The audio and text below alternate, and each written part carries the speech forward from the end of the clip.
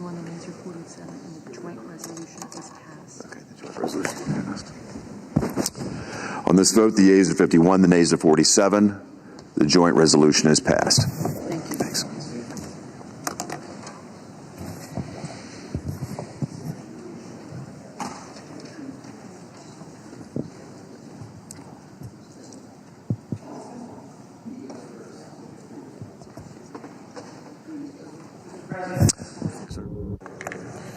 Mr. President, I have a brief question for this body before I proceed to my motion. What is it that keeps our nation secure?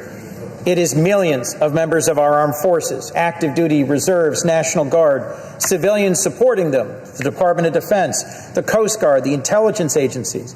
They're keeping us safe now, like all federal employees, not knowing when they'll get another paycheck. Our military is less than 1% of our nation. That's how many people sign on the dotted line, up to and including their lives, to keep us safe. They put their lives on the line to secure liberty and security.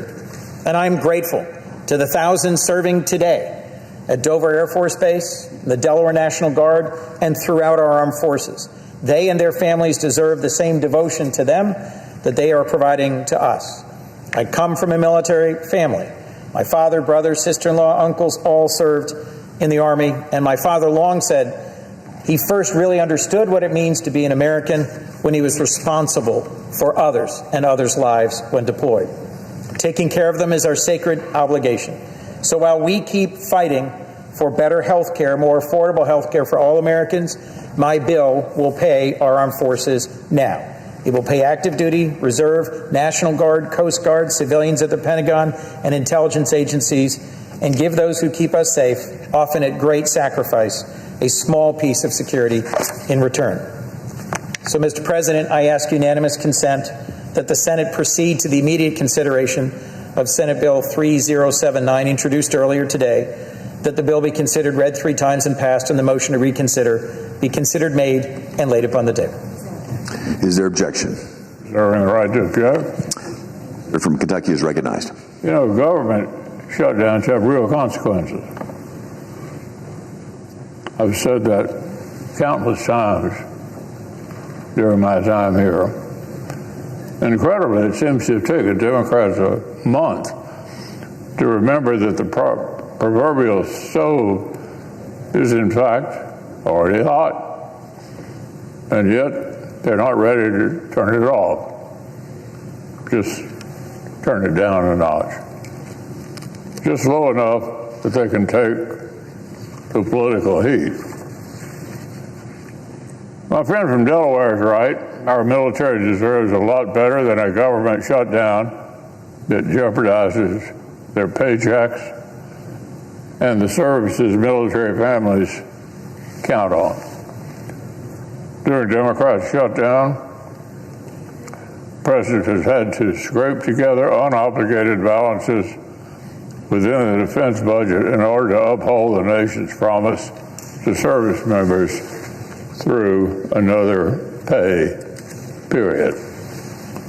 I certainly hope he won't have to divert resources from urgent modernization again to make payroll in another 2 weeks.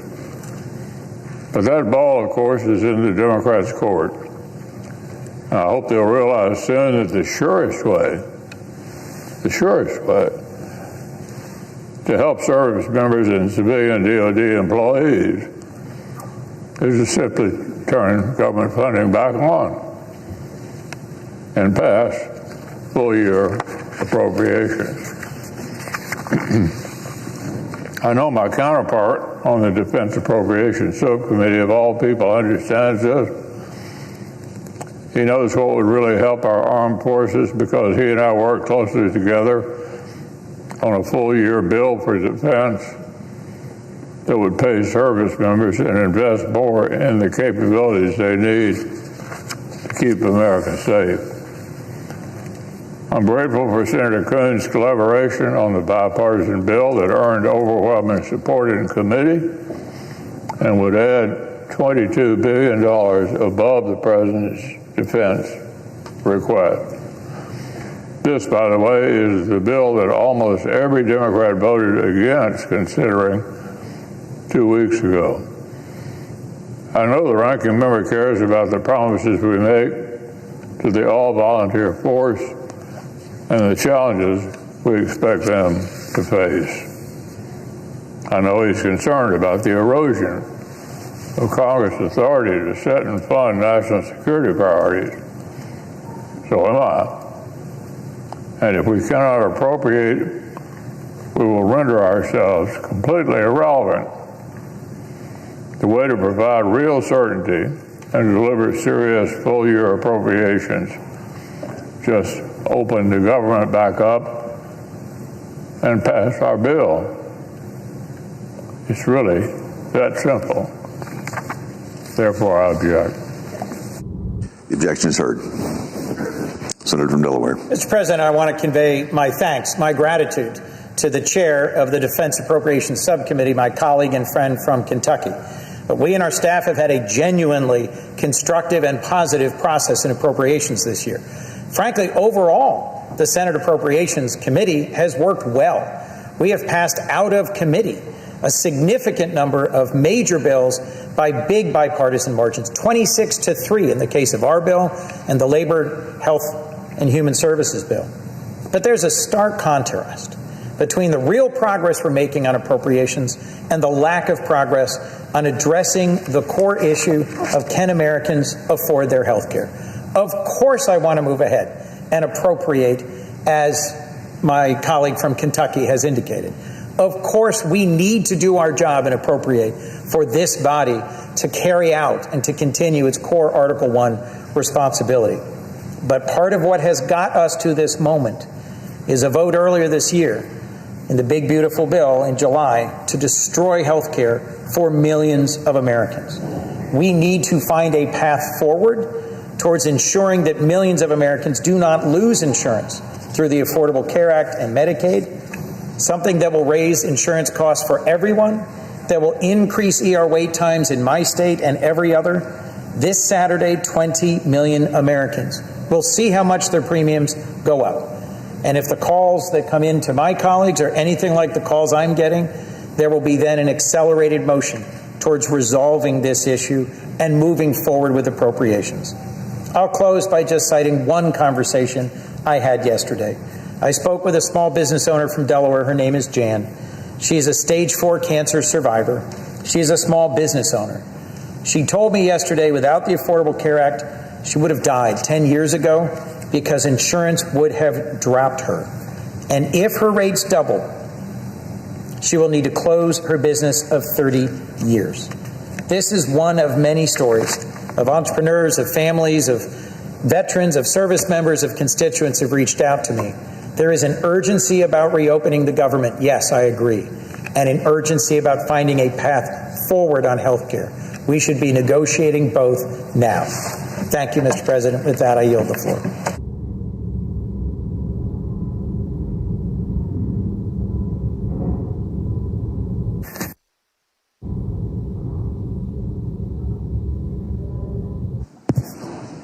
Senator from Washington is recognized.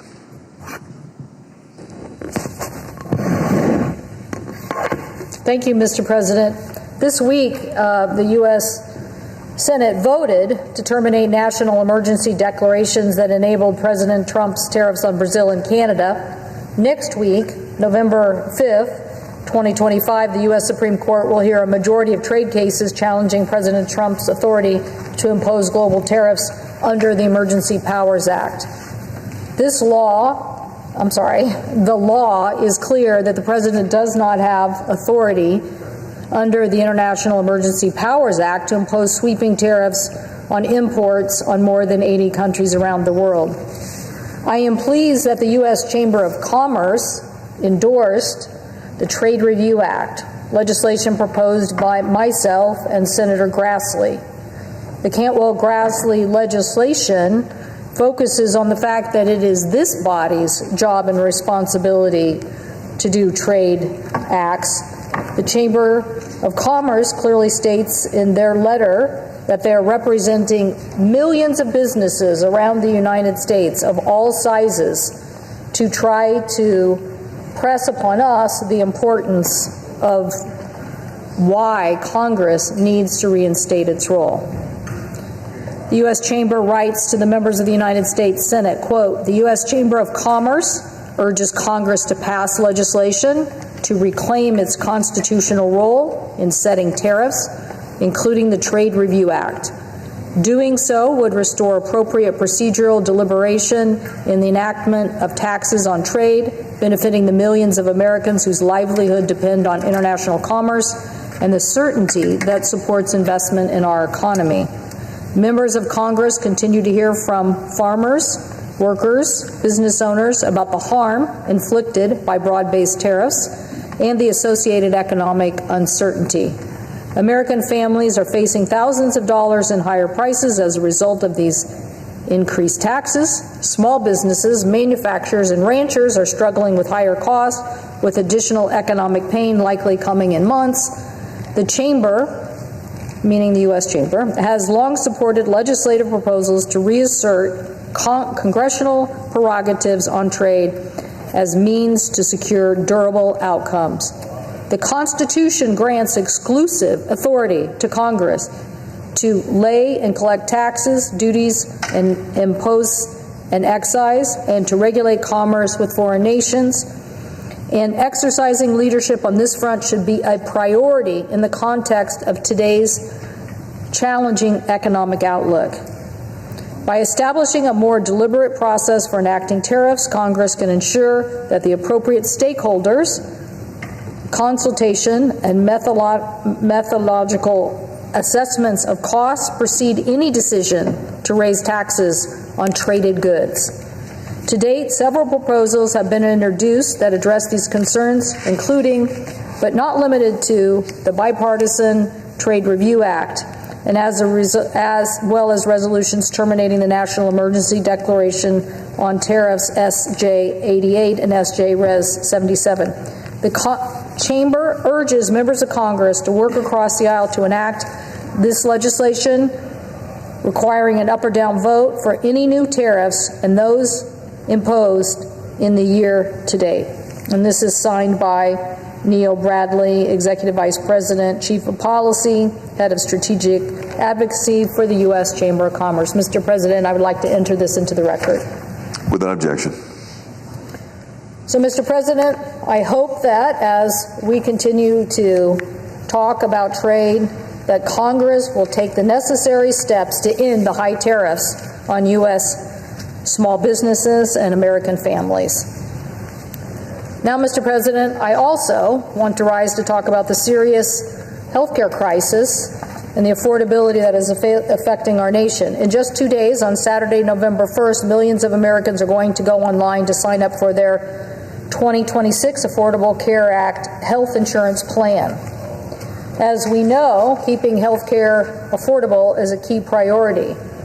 And I see that the premiums that are being talked about are going to increase by hundreds or thousands of dollars every month for the same coverage that they just had this year. That is, next year is going to go up thousands of dollars. Some people are going to say, quote, "I can't go without health insurance. I have to find a way to cover this extra cost by cutting back in areas like food and prescription drugs or working longer shifts." But for about 5 million Americans, including 80,000 in my state, they will probably be forced to say, "I just can't afford health insurance anymore." They're going to hope they don't get sick. They're going to hope that they don't have an emergency, but we know that that is uncontrollable. Last, my office released a case study detailing what this decision would look like for a married couple in Washington state making $120,000 per year. Across all 39 counties in my state, couples in this situation would have to decide what to do in the face of an average premium increase of a whopping $1,049 per month. That is, their costs are going to go up $12,000 per year. Here's just one example in King County, my state's largest county. This couple would go from paying $525 a month to nearly $1,386 a month. This problem isn't unique to Washington. There are other parts of the United States that are seeing the same thing. Hopefully all this data is being released to individuals, and hopefully our colleagues are paying attention to this because it is showing what premium increases look like. But a couple in the state of Alabama, a single woman in Alabama making $65,000 a year could see her premium increase 43% from the 2025 levels. It means she would pay an additional increase from going from $314 a month to $452 a month. Another example from a family of 4 in Texas, parents making $70,000 a year, but don't just get insurance through their jobs. Their insurance would cost $505 in 2025, but without the extended premium tax credit, likely to face a $1,551 increase per month. So these costs are adding up on American families. Together, these costs continue to hold individual households and their budgets in an undesirable position. We're already hearing stories about people being squeezed in medical procedures before the end of 2025. To make matters worse, families with massive increases in premiums and the rise in inflation that we've seen since January of this year, households are trying to decide whether they take care of health care or groceries or electricity. And the sad truth is that we could have worked this out. We could have done this in the bill that was passed earlier this year. Congress could be working right now even on working down the cost of insurance premium for 24,000 Americans. But instead, people are refusing to come to the table to discuss this issue. The Senate needs to be the place we used to be, that is, getting legislation done.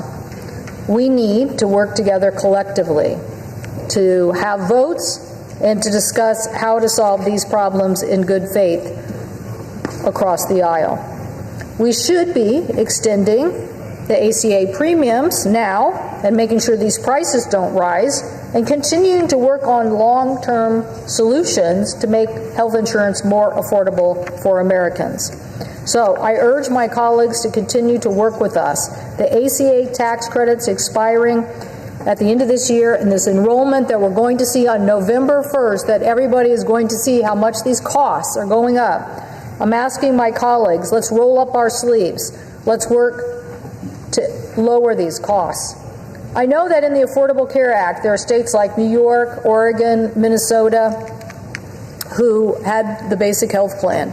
The basic health plan provision, modeled on something our state had first done, lowered the costs for a lot of working families across the United States.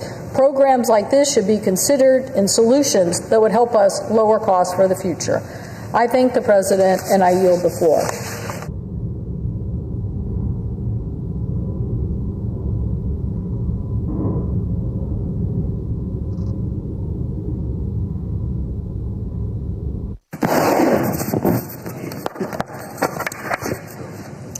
Mr. President.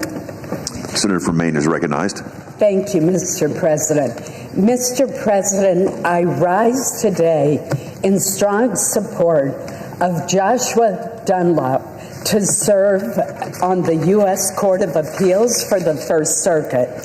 Josh is an attorney of extraordinary intelligence, extensive experience, and demonstrated integrity.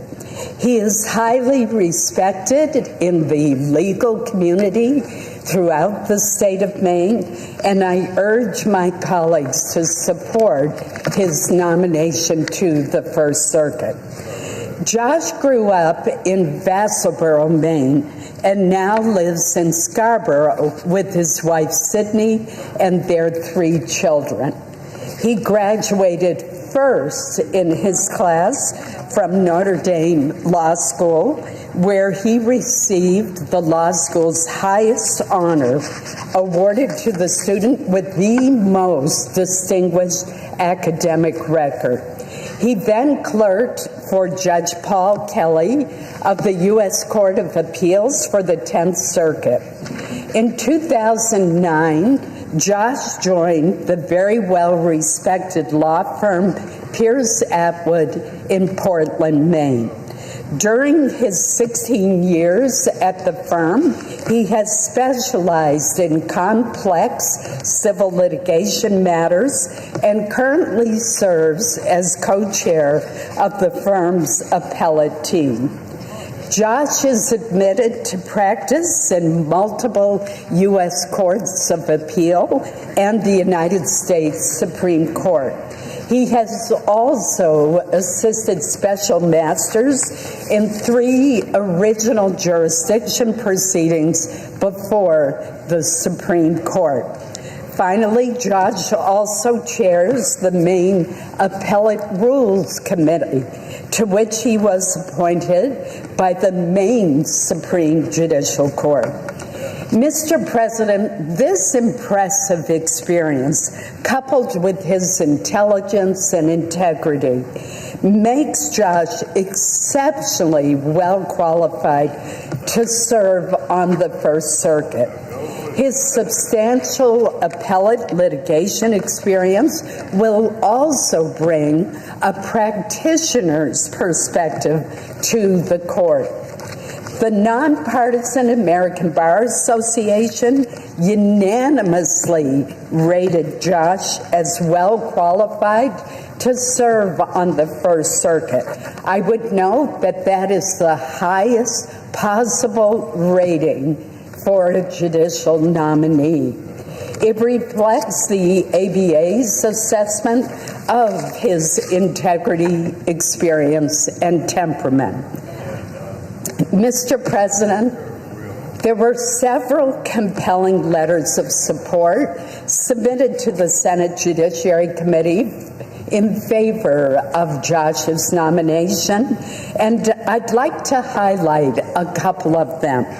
A diverse group of faculty and alumni from his law school who taught Josh or studied alongside him praised him for his respect for differing views and deep appreciation for the rule of law.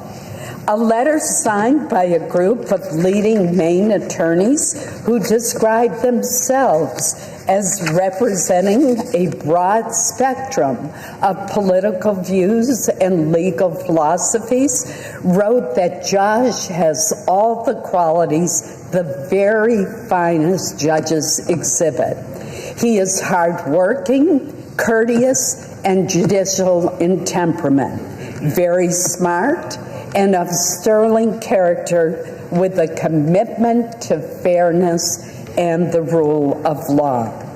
Mr. President, at his confirmation hearing before the Senate Judiciary Committee, Josh testified that Mainers are famously independent and that he suspects that characterizes him as well.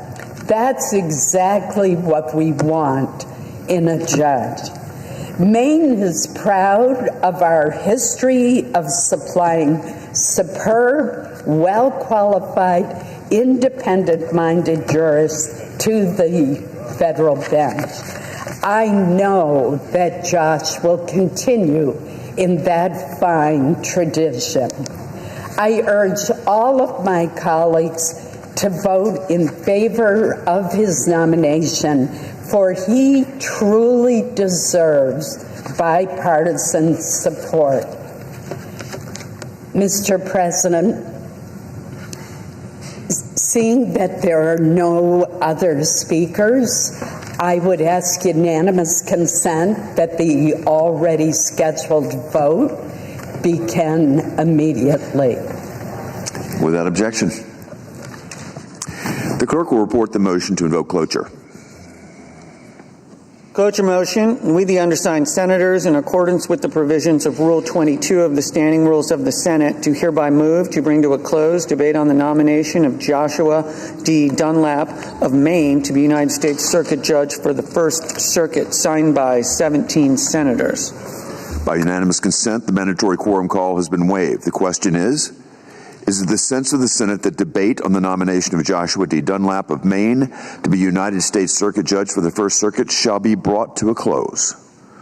The ayes and nays are mandatory under the rules. The clerk will call the roll.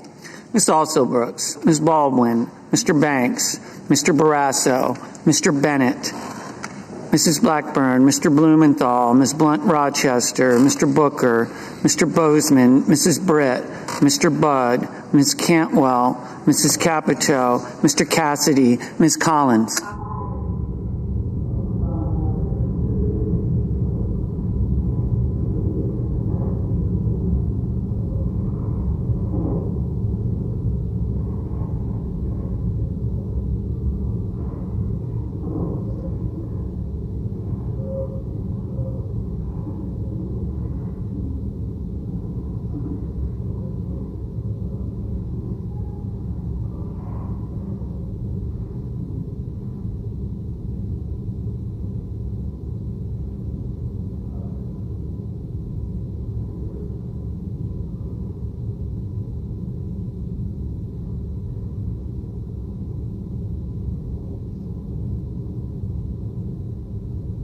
Mr. Coons, Mr. Cornyn, Ms. Cortez Masto,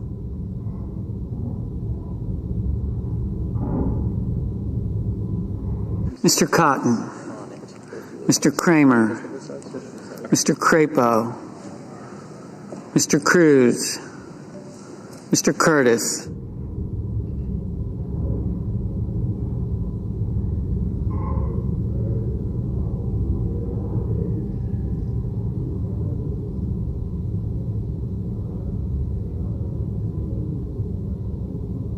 Mr. Daines,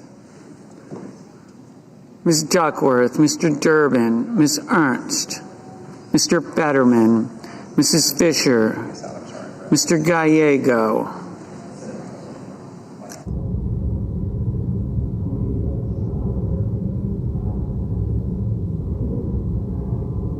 Mrs. Gillibrand, Mr. Graham, Mr. Grassley, Mr. Haggerty.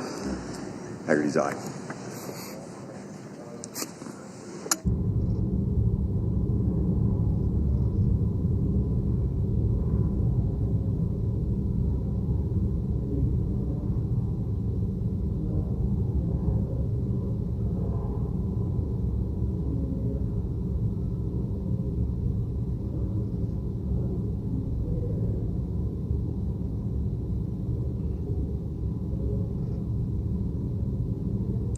Ms. Hassan, Mr. Hawley, Mr. Heinrich, Mr. Hickenlooper, Ms. Hirono, Mr. Hoven, Mr. Husted, Mrs. Hyde-Smith, Mr. Johnson, Mr. Justice, Mr. Kane, Mr. Kelly,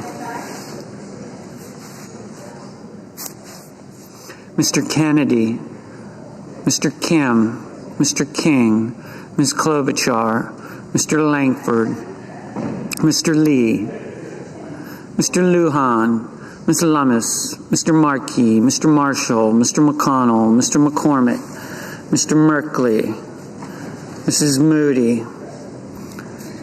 Mr. Moran, Mr. Moreno, Mr. Mullen, Ms. Murkowski, Mr. Murphy, Mrs. Murray, Mr. Ossoff, Mr. Padilla, Mr. Paul, Mr. Peters, Mr. Reed,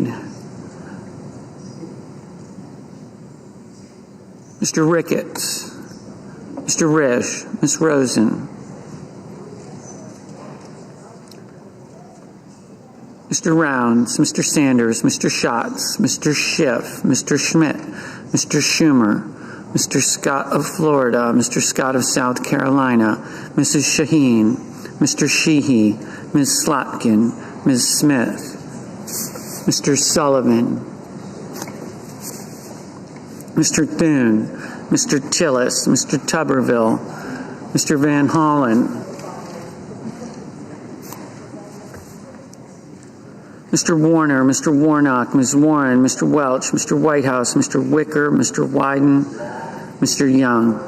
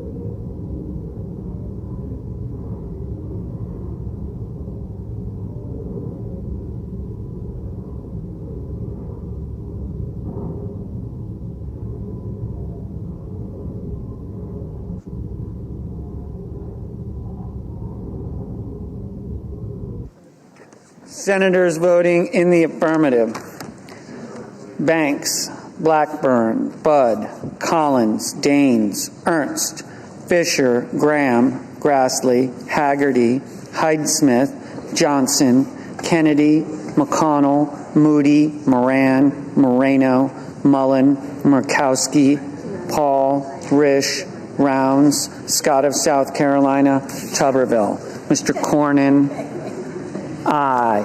Mr. Justice, aye. Mr. Hawley, aye. Senators voting in the negative: Bennett, Fetterman, Markey, Reed, Shaheen, Welch, Wyden. Mr. Sheehy, aye.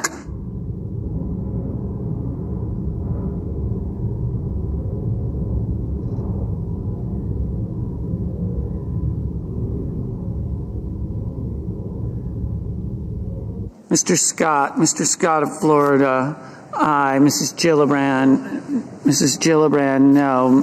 Ms. Slotkin, no. Mr. Hoven, aye. Mr. Schatz, no. Mr. Marshall, aye.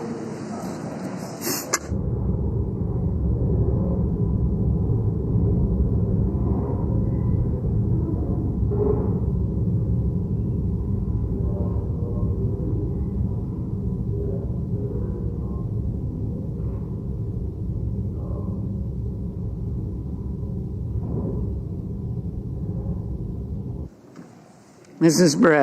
Brett, aye. Miss Alsobrooks, no. Mr. King, no.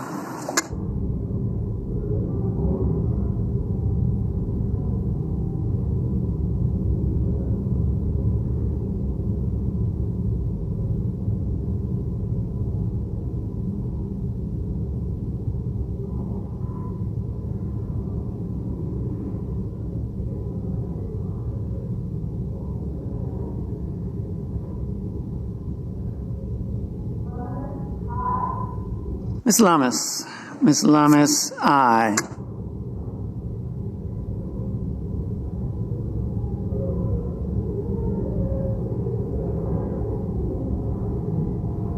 Mr. Warnock, no. Ms. Duckworth, no.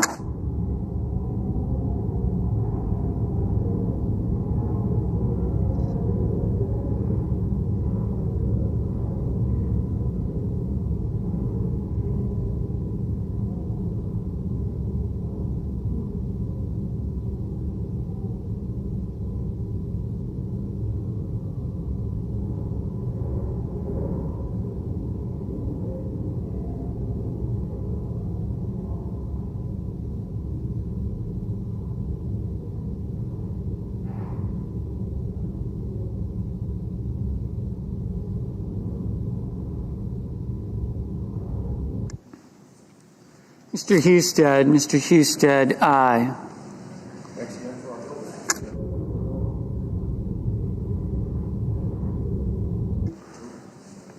Mr.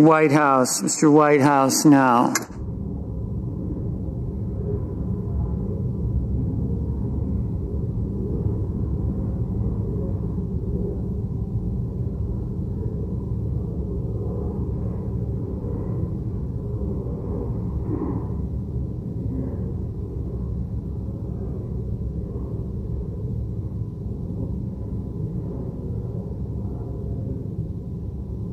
Ms. Hirono, no.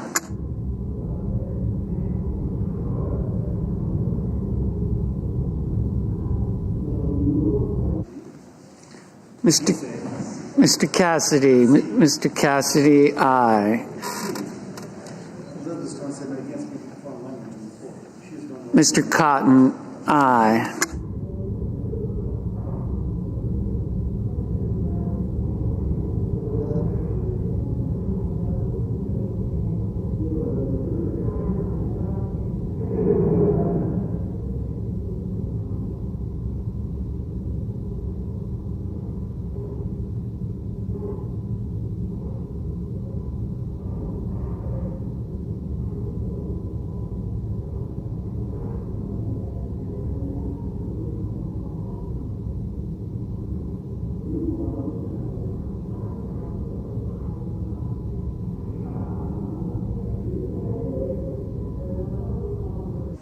Mr. Kane, no.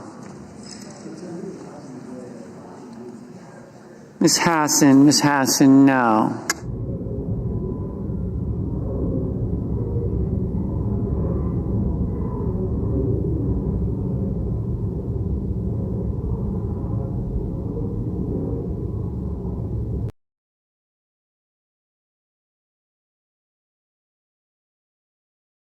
Ms. Rosen, no. Mr. Durbin, no.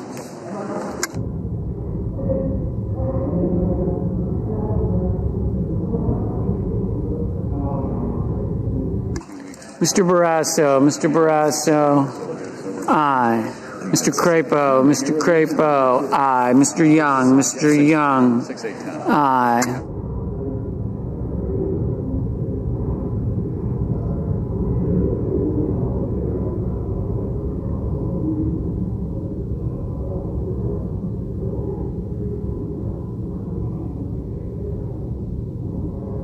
Mr. Sullivan, aye.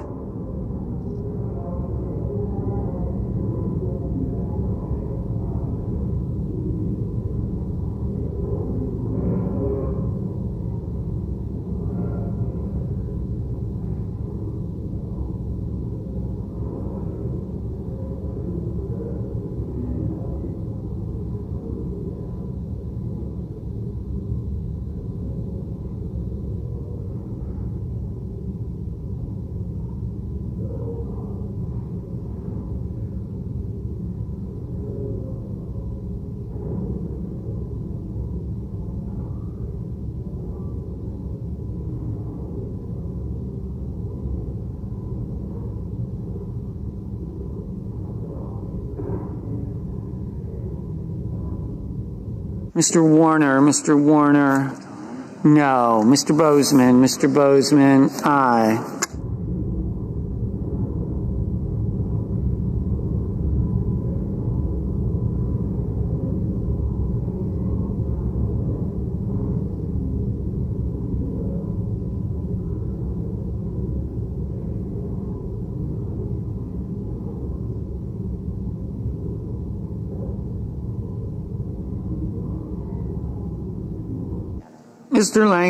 Mr. Langford, aye.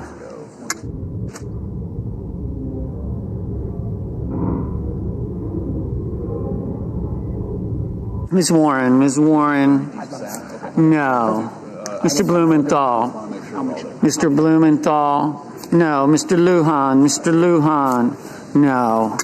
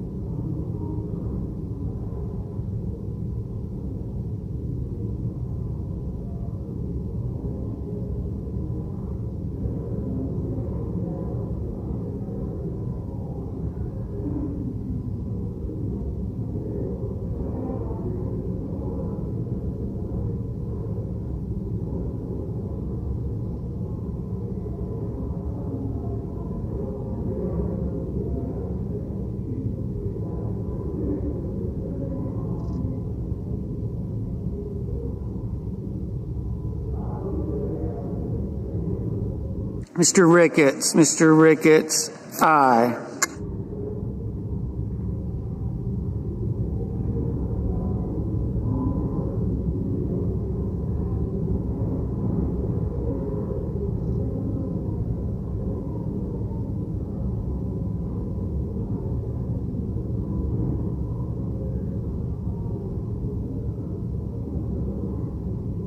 Mr. Tillis, aye.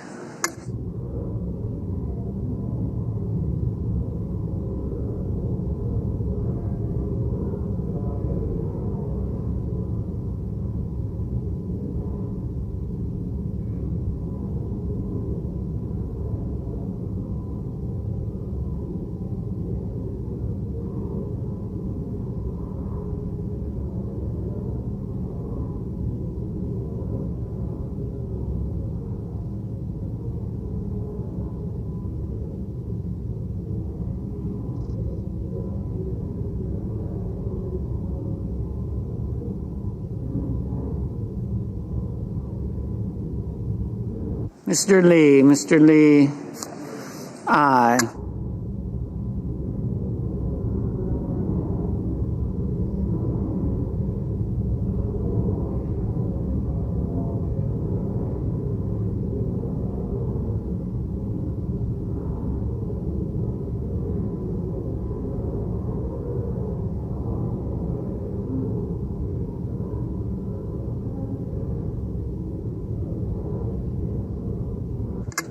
Mr. Curtis, aye. Mr. Booker, no. Ms. Cortez Masto, no.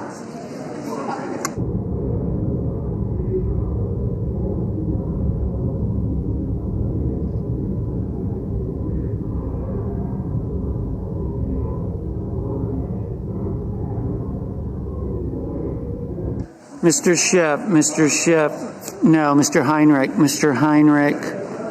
no.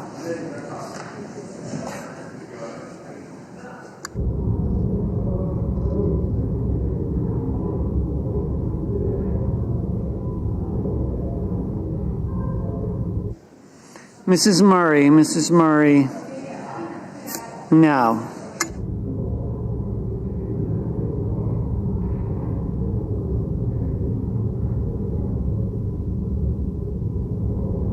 Mr. Ossoff, no.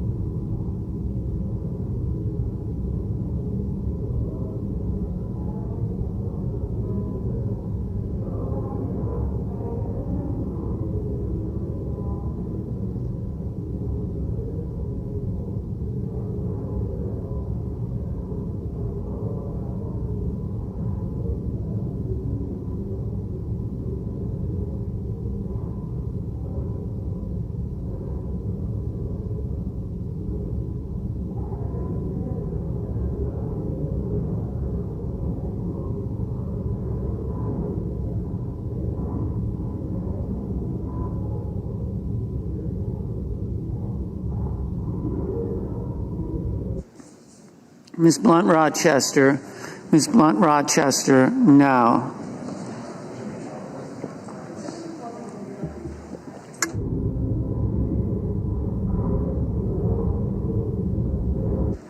Mr. Van Hollen, no.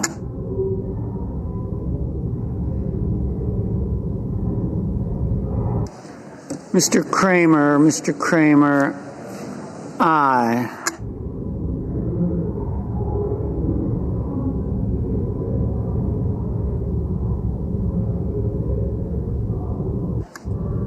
Mr. Hickenlooper, no. Ms. Baldwin, no. Mr. McCormick, aye. Mrs. Capito, aye.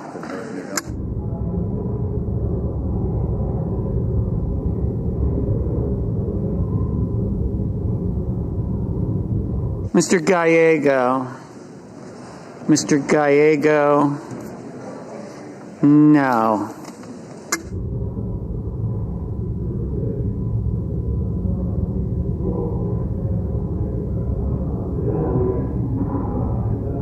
Ms. Smith, no. Mr. Padilla, no.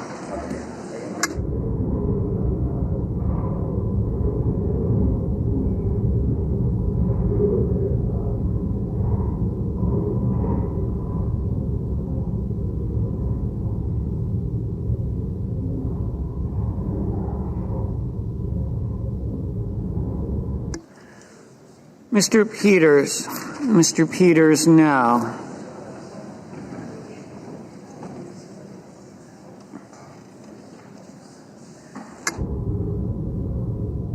Mr. Thune, aye.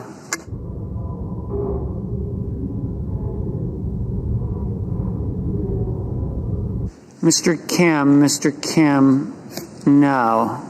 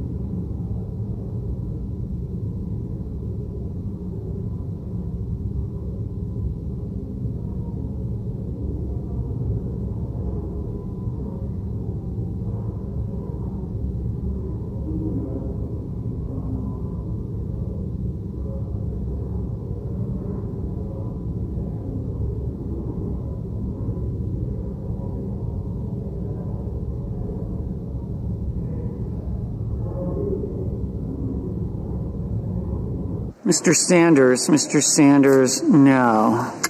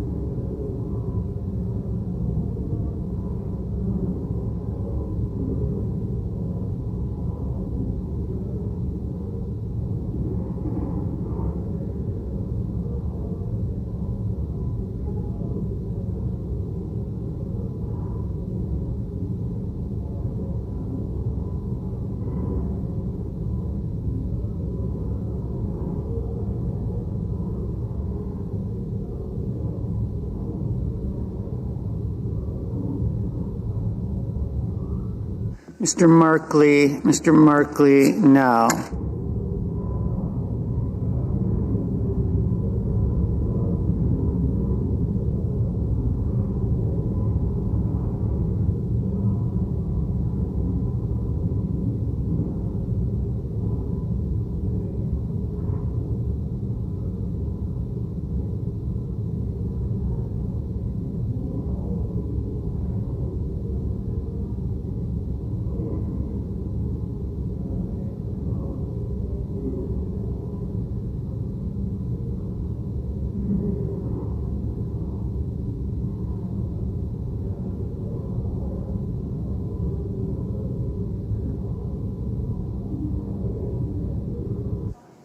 Ms. Cantwell, no.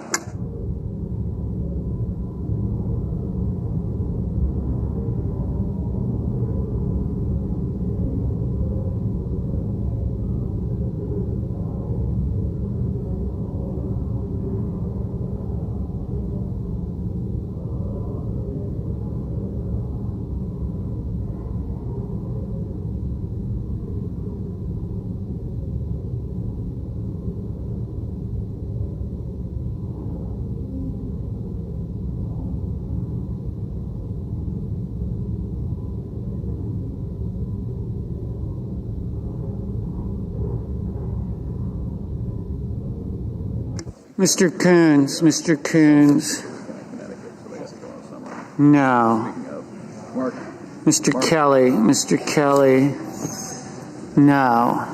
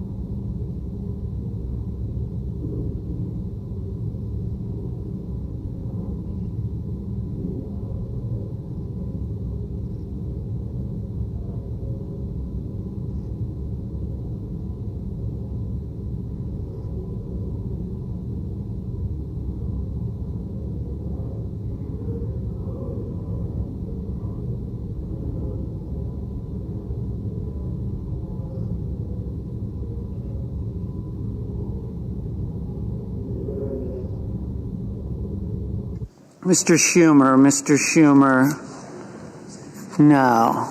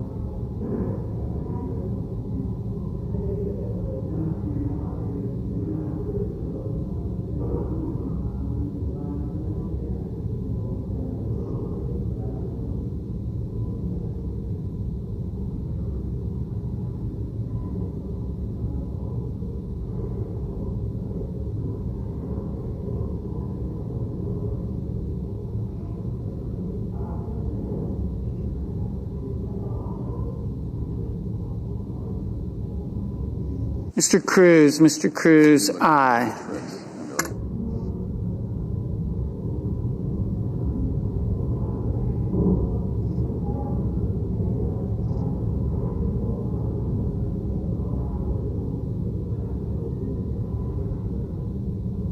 Ms. Klobuchar, no.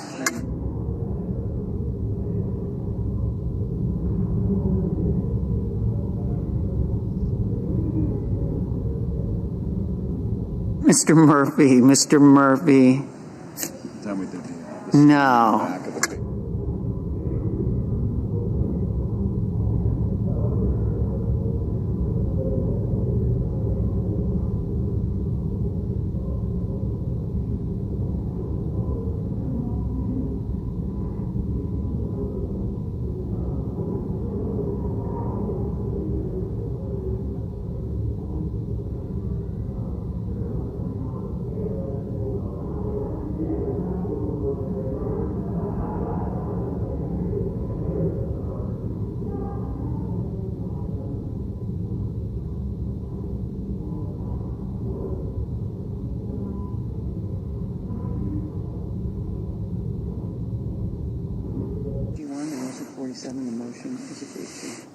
The yeas are 51, the nays are 47. The motion is agreed to. The clerk will report the nomination. Nomination, the judiciary, Joshua D. Dunlap of Maine to be United States Circuit Judge for the First Circuit. President. Senator from Tennessee. Thank you, Mr. President. Today marks nearly a full month since the Schumer shutdown started. That's really a time where the Democrats decided to just go on strike and filibuster a clean CR. And what has happened is our federal law enforcement is being forced to work without pay. Air traffic control towers are understaffed. Flights are delayed, and it has jeopardized nutritional programs for millions of low-income families. And this crisis is something that was entirely, completely unavoidable. Yet the Democrats have voted over and over to keep the government closed, and the reason that they are doing this is the Democrat leader, Chuck Schumer, is holding government hostage to ram through hundreds of billions of dollars in inflationary spending. In other words, we're not spending enough. $38 trillion in debt is not enough. They want to run it up some more. And he claims that this reckless action is needed to stop Republicans, in his words, and I'm going to quote him, from taking health care away, end quote, from Americans by allowing health care subsidies under the Affordable Care Act, or Obamacare, as it is known, and more appropriately known because there's nothing affordable about this thing. And he's saying that these subsidies would expire. The problem is that is a falsehood. And it shows you how our friends across the aisle are willing to put the American people and their lives and SNAP benefits and paychecks in jeopardy in order to achieve a goal. Now, one thing that needs to be understood is that the subsidies that are there for Obamacare, they're permanent. They're permanent. They're not going anywhere. And households that have incomes that fall between 100 and 400% of the federal poverty level are going to continue to get a credit without any interruption. That is in law. That subsidy is there. And this year, the upper limit for these Obamacare subsidies was an income limit of $128,600 for a family of 4. For the lowest income individuals, insurance premiums can never exceed 2% of the total household income. Now, that is something that is federal law. Now, here is what is set to expire at the end of the year. It is President Biden's COVID-era bonus credits that were put in place. Now, this is something that the Democrats did in 2021. The Biden COVID credits eliminated the 400% income cap, allowing households that are making over, get this, $500,000 a year, $500,000 a year. They could benefit from this subsidy program. So let's say you were buying health insurance on the Obamacare exchange and you were making over $500,000 a year. You too could get a taxpayer-funded insurance subsidy for Obamacare. Now, bear in mind, the subsidy does not go to the individual. The subsidy goes directly to the insurance company. Now, my friends across the aisle choose to rant and rail against insurance companies. But you know what? They're enriching them every day. And, Mr. President, they want to enrich them even more, because now that these emergency subsidies are set to expire more than 5 years after the start of the pandemic, the Democrats are fighting to make these enhanced Biden COVID credit bonuses, they want to make them permanent. This would cost U.S. taxpayers $450 billion hard-earned dollars every single year. Now, the reason behind this madness is really quite simple. Our friends across the aisle want to bring America one step closer to government-run health care. You know, Mr. President, when we were having all the debates about Obamacare, they kept saying, all right, we'll settle for Obamacare because that's a step toward government-run health care. That's one step toward a single-payer system. That's one step toward socialized medicine. That's what they want.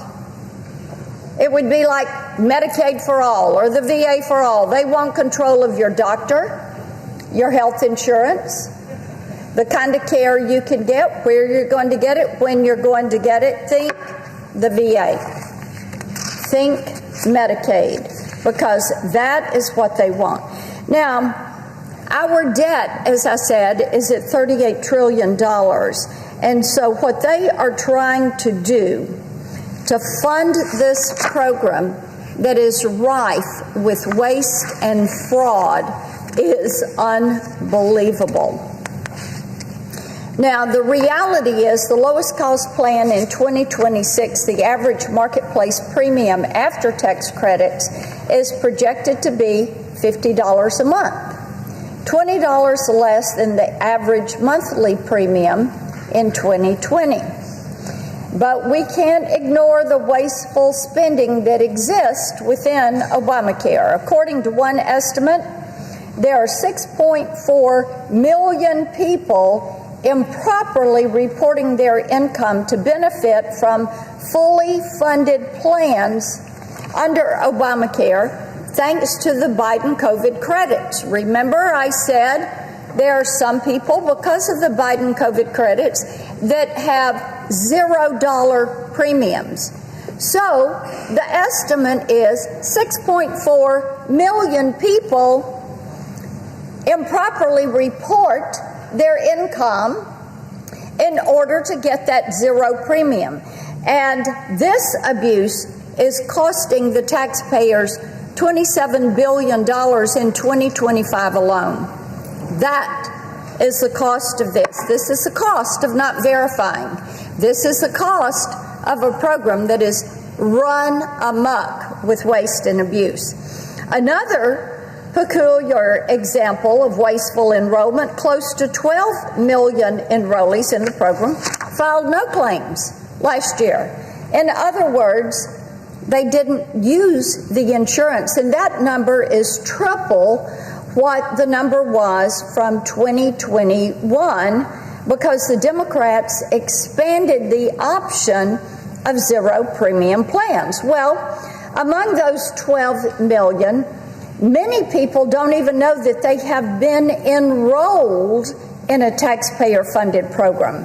And others may have separate health insurance coverage that they have chosen to use, and taxpayers sent money directly to the insurers on their behalf. This is because an insurance agent, as long as he has name, address, and contact info, he can enroll you in this and get that commission.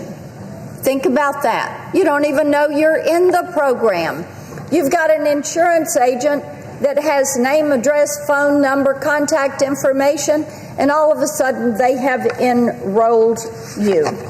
Well, extending these Biden-era enhanced credits, as the Democrats are demanding, would be doing nothing to address the waste, the fraud, and the abuse that is running rampant in this program. And it wouldn't do anything to address the structural flaws that are there in Obamacare that have really sent premiums soaring over the last several years. You know, it's so interesting to me that Obamacare promised that it was going to lower the cost of premiums. It was going to make health care affordable and in reach of everybody in the country. But it turns out it is too expensive. You can't afford it unless you get a subsidy. You can't afford it unless you are getting a $0 premium. That's because the insurance tries to be one size fits all and requires people to pay for things they're never going to use. So what we have seen is the price of the insurance and the utilization. The price has gone up, the utilization has gone down, because you've got an insurance card, you've got access to the queue, but you can't get a doctor, and you don't get in to see the doctor. And we know that the cost on these premiums really shot up after the Biden COVID credits went into law, and as the premiums go up, taxpayers are on the hook to subsidize the insurance companies. Remember, the payment goes to them, not to the individual. It goes directly to the insurance company. The agent can enroll you even if you don't know you're enrolled, because they've got your name, address, phone number, contact information. Republicans have already started to address the root causes of this escalation. We've secured measures in the big, beautiful bill that prevent illegal aliens from receiving subsidies under Obamacare. We prevent them from getting Medicaid services also. It also requires individuals who misstate their income to repay the excess subsidy that they got. That seems fair. If you lied about it on your form and it shows up when it's verified, you're not going to get off with a slap on the hand. You got to repay. You've got to pay. Because if you're cheating, it means somebody else is going to be paying that difference. So requiring applicants to verify their income, their family size, their immigration status, and their residence before enrolling ensures that you're not going to have people abusing the system and ripping off hard-working taxpayers. Now, Mr. President, that is common sense. Our Democrat colleagues should be working with us to implement more integrity measures to ensure that these taxpayer-funded benefits only go to the people who deserve them. Republicans want to tackle the rising premium costs because this is too expensive to afford. They want to drive down the cost of prescription drugs by holding pharmacy benefit managers, PBMs, accountable. We want to streamline the process for prompt payment of claims. Put a shot clock on these insurance companies. Make certain they're paying your local doctor. And maintain the fiscal solvency of the Medicare program. We want to see health care freedom. People want to make certain that we've got choice and options, that you're not mandated into a program you don't want that covers things you don't need. How about health savings accounts? How about association health plans? How about a cross-state line purchase of health insurance? So when you get a health insurance product you like, you can keep it. When you get a doctor you like, you can keep him. When you get a payment price you like, you can keep.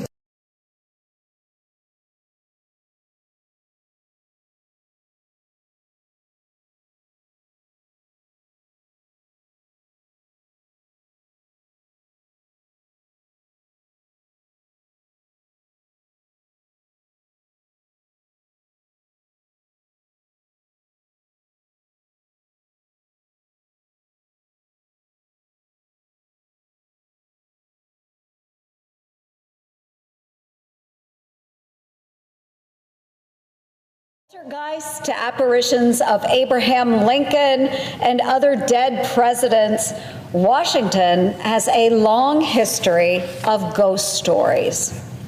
The city itself was transformed into a ghost town when government workers disappeared from their desks as a result of President Biden's lax telework policies. For years, most agency headquarters were left with just a skeleton crew. Even after the bureaucrats were called back to work by President Trump before being furloughed by the government shutdown, the buildings remained largely empty. Thousands of other government buildings are completely vacant. Thousands are uninhabited by a single soul in Washington, D.C. Deserted and left in a state of disrepair for years, many properties have been condemned to a fate worse than death. One was described as a roach-infested mold dungeon. Bugs were spotted crawling out of faucets and creeping across the floors of another. While some have been described as cold, gray eyesores, others are literally death traps. The drinking water in many sat stagnant for so long that it turned into a deadly potion of toxic metals and biohazards. Renovations and upgrades to make the horrifying offices habitable again would cost the taxpayers, and prepare yourself for a jump scare, $370 billion. Yes, folks, that's billion with a B. I just don't know what possesses Washington to hold onto decaying properties. Meanwhile, around the country, other old haunts are returning from beyond the grave. But there's no reason to fear this zombie apocalypse.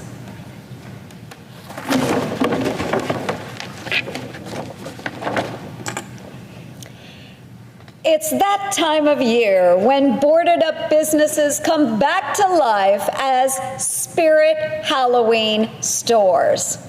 It's almost spooky how fast these Halloween stores pop up, transforming the remains of abandoned buildings into a billion-dollar business.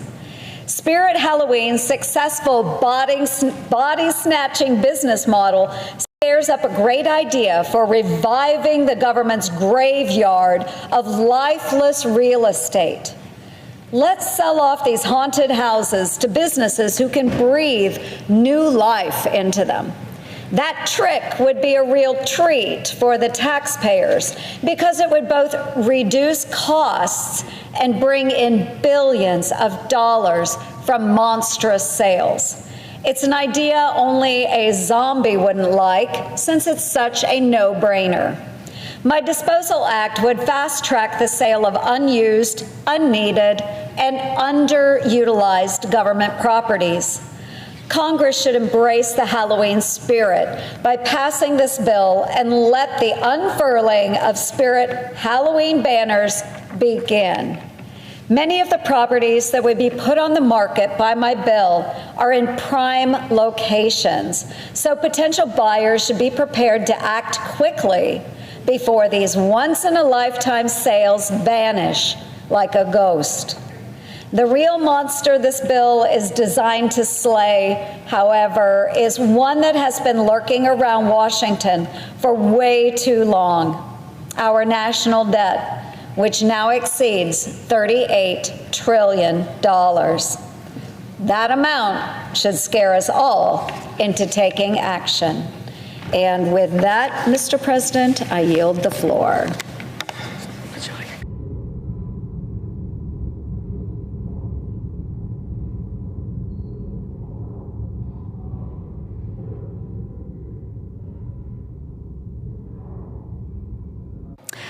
I would note the absence of a quorum. Clerk, call the roll. Ms. Alster-Brooks.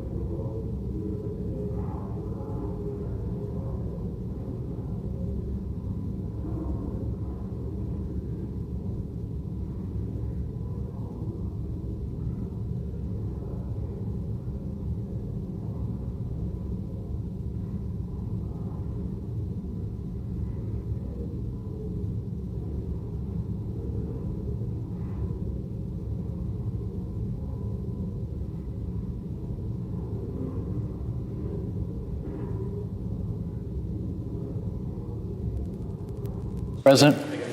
Majority Leader. Mr. President, I ask unanimous consent the quorum call be suspended. Without objection. And I ask unanimous consent that the post-cloture time with respect to the Dunlop nomination be expired and the Senate vote on confirmation of the nomination notwithstanding Rule 22 at a time to be determined by the Majority Leader in consultation with Democratic Leader no earlier than Tuesday, November the 4th.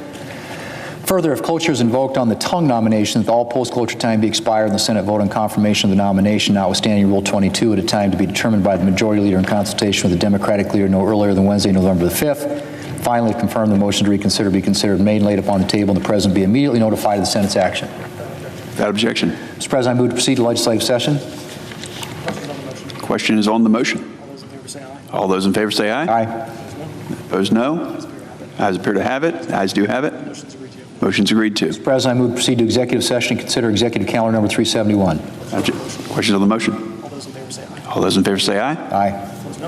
Opposed, no. Ayes appear to have it. Ayes do have it. Motion's agreed to. The clerk will report the nomination. Nomination, the judiciary, Eric Chun-Yi Tung of California to be United States Circuit Judge for the Ninth Circuit. Mr. President, I send a cloture motion to the desk. The clerk will report. Cloture motion.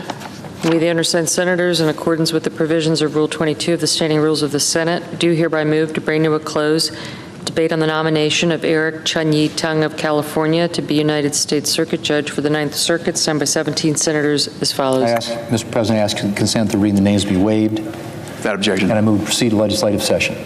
Question on the motion? All those in favor say aye. Aye. Opposed, no. Ayes appear to have it. Ayes do have it. Motion's agreed to. Mr. President, I send a cloture motion to the desk. Clerk will report. Cloture motion. We, the undersigned senators, in accordance with the provisions of Rule 22 of the Standing Rules of the Senate, do hereby move to bring to a close debate on the motion to proceed to Calendar 168, H.R. 5371, an act making continuing appropriations and extensions for fiscal year 2026 and for other purposes, signed by 17 senators as follows. President, I ask consent that reading the names be waived. Without objection. And I ask unanimous consent that the Senate be in a period of morning business with senators permitted to speak therein for up to 10 minutes each. Without objection. Mr. President, I ask unanimous consent that the Senate proceed to executive session and consider the following nominations in block. Calendar number 451, 490, 492 through 495, 496, with the exception of Lieutenant General Christopher O. Mohan, calendar number 497 through calendar number 502, and calendar number 504 through calendar number 508. All nominations on the Secretary's desk with the exception of PN 89. And the nominations be confirmed in block. The motions to reconsider be considered made laid upon the table with no intervening action or debate, that no further motions be in order or any of the nominations, that the President be notified of the Senate's action immediately, and the Senate then resume legislative session. Without objection. Mr. President, I ask unanimous consent that the Armed Services Committee be discharged for further consideration of S3002 and the bill referred to the Appropriations Committee. Without objection. Mr. President, I ask unanimous consent that the Senate now proceed to the in block consideration of the following resolutions which are at the desk, SRS 478 and SRS 479. Is there an objection to proceeding on block? Without objection, the Senate will proceed on block. Without objection, the Senate will proceed on block. Mr. President, I ask unanimous consent that the resolutions be agreed to, the preambles be agreed to, and the motion to reconsider be considered made and laid upon the table, all in block. Without objection. Mr. President, I have two requests for committees to meet during today's session of the Senate. They have the approval of the majority and minority leaders. Duly noted. Mr. President, I ask unanimous consent that when the Senate completes its business today, it stand adjourned until 3 p.m. on Monday, November the 3rd, that following the prayer and pledge, the general proceedings be approved today, the morning hour be deemed expired, the time for the two leaders be reserved for their use later in the day, and the Senate be in a period of morning business with senators permitted to speak therein for up to 10 minutes each. Finally, that the cloture motion with respect to the tongue nomination ripen at 5:30 p.m. Is there an objection? Is there an objection? Reserving the right to object. Senator from Nevada. Senator from Nevada. Reserving the right to object. This is truly outrageous. After doing absolutely nothing all year to prevent a massive spike in health care costs, Senate Republicans now want to go home for yet another weekend and do nothing, just like the House Republicans have been doing for the past month, while families find out how much their health care costs are going up for the next year. Senate Republicans are just acting as if it's business as usual. Well, I'm here to tell you why it's not business as usual. This Saturday, the day after tomorrow, is November 1st, the beginning of open enrollment for families who buy their health care through the Affordable Care Act marketplace. Many hardworking families rely on the ACA's enhanced premium tax credits just to be able to afford their health care policy. But unfortunately, they will expire this year and must be extended to keep health care costs from rising for everyone. It's not a handout, not welfare. It's tax cuts that help lower the cost of health care for families in all of our states. And without these, health care costs are going to go up for everyone, and many will be priced out of care. I implore my colleagues on the other side of the aisle to see reason, to understand that this is not a partisan issue. Americans, well, all of us, are one medical diagnosis away from catastrophe. Strokes, cancer, heart attacks, don't care if you're Democrat or Republican. It's why we need to make sure all of our constituents are able to afford a health care policy. It's not unreasonable. But if an appeal to humanity doesn't work, maybe an appeal to your political instincts will. 6 of the 10 states that have the most amount of people receiving the enhanced premium tax credits are states with 2 Republican senators, including Florida, which is at the top of the list, Texas, North Carolina, Tennessee, South Carolina, and Ohio. So this isn't just good policy. It's critical for your own constituents. Isn't that why we were all elected? Not to go have gold-plated dinners at the White House to celebrate not taking action on Americans' health care, protecting Americans' health care. We were elected to help families, to stand up for them and make sure that they could thrive and reach the American dream. And it's about damn time we remembered all of that. So no, we should not act like this is business as usual. We should work to find a path forward that protects health care access. And if that means we need to be here all weekend, so be it. And if you disagree, I want you to be on the record saying you want to go home for the weekend right as families are confronted with higher health care costs. And so everybody here knows me. I'm usually pretty mild-mannered. I'm willing to work with anyone. And I remain willing to work with my colleagues on both sides of the aisle to prevent health care costs from going up in the future. But I'm fed up. The dysfunction in this place is going to have real consequences when people lose their health care coverage. And I'm done. I'm just done. We need to figure this out, work in a bipartisan way, not next week, but right now. So therefore, while I do not object to the senator's motion on housekeeping matters for the Senate, I will not provide my consent to adjourning the Senate today without a vote so that members of this chamber can make clear whether or not they are willing to give up one weekend to roll up their sleeves and work together to prevent a massive spike in health care costs. Thank you. Further business to come before the Senate, I move to it. Without objection, so ordered. Without objection, so ordered. Mr. President, if there's no further business to come before the Senate, I move to adjourn under the previous order. Questions on the motion to adjourn? All those in favor say aye. All those in favor say aye. Aye. No. All those opposed, no. All those opposed, no. No. Ayes appear to have it. The ayes do have it. The motion's agreed to. Motion's agreed to. Stands adjourned until Monday. Until 3 p.m. on Monday.